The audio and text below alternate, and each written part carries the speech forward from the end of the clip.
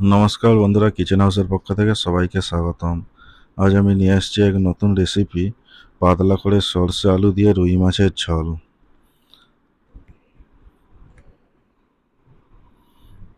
এখানে আমি মাছগুলো ভালো করে ধুয়ে পরিষ্কার করে নিয়েছি। এখানে 1.5 চামচ হলুদ, পরিমাণ মতন লবণ আর 1.5 চামচ কাশ্মীরি লাল লঙ্কা গুঁড়ো দিয়ে ভালো করে মাছগুলো ম্যারিনেট করে নেব।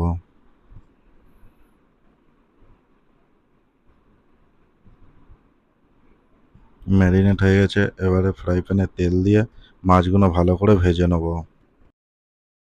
তবে বন্ধুরা, একবার এভাবে রুই মাছের ঝোল বানিয়ে বাড়িতে দেখবেন, আশা করি খুবই ভালো লাগবে। আর যারা আমার চ্যানেলে নতুন আসছেন তাদের কাছে অনুরোধ রইল চ্যানেলটি সাবস্ক্রাইব করে দেওয়ার জন্য, যদি আমার রেসিপিটি ভালো লেগে থাকে আপনাদের কাছে। মাছগুলো ভাজা হয়ে গেছে, এবারে তুলে নেব মাছগুলো।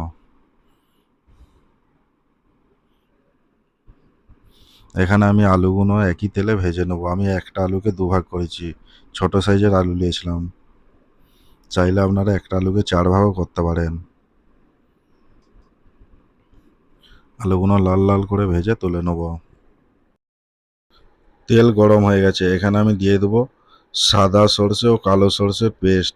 এখানে আমি 2 চামচ কালো সরষে আর 2 চামচ সাদা সরষে নিয়েছিলাম, নিয়ে ভালো করে পেস্ট বানিয়ে নিয়েছি। এখানে 1 চামচ হলুদ গুঁড়ো আর 1 চামচ কাশ্মীরি লাল লঙ্কা গুঁড়ো দিয়ে ভালো করে এটা ভেজে নেব।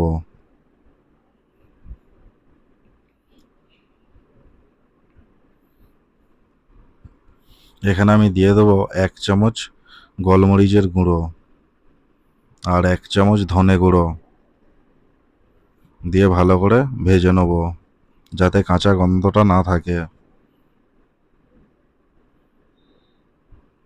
মশলা আমার প্রায় ভাজা হয়ে গেছে, মশলা থেকে তেল ছেড়ে দিয়েছে। এখানে দিয়ে দেবো আমি পরিমাণ মতন লবণ।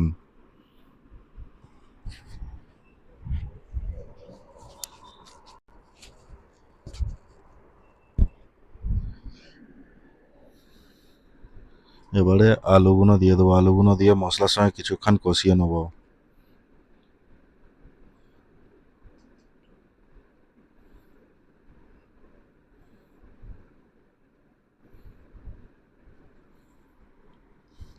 আলুগুলো মশলার সঙ্গে কষানো হয়ে গেছে, এবারে পরিমাণ মতন জল দিয়ে দেবো। জল দিয়ে ভালো করে ফুটিয়ে নেব।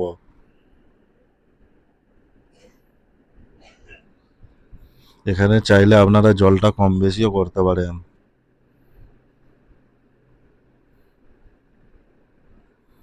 আমার ঝোলটা ফুটে গেছে, এখানে আবার মাছ দিয়ে দেবো।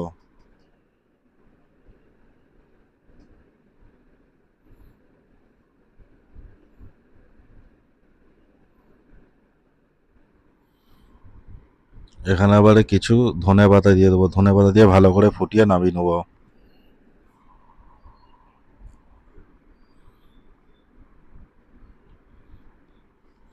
আমার মাছের ঝোল কমপ্লিট। তবে বন্ধুরা, আজ এ পর্যন্তই। আবার দেখা হচ্ছে নতুন কোনো রেসিপি নিয়ে।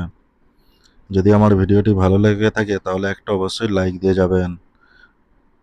আমার এই ভিডিওটি দেখার জন্য আপনাদেরকে অসংখ্য ধন্যবাদ।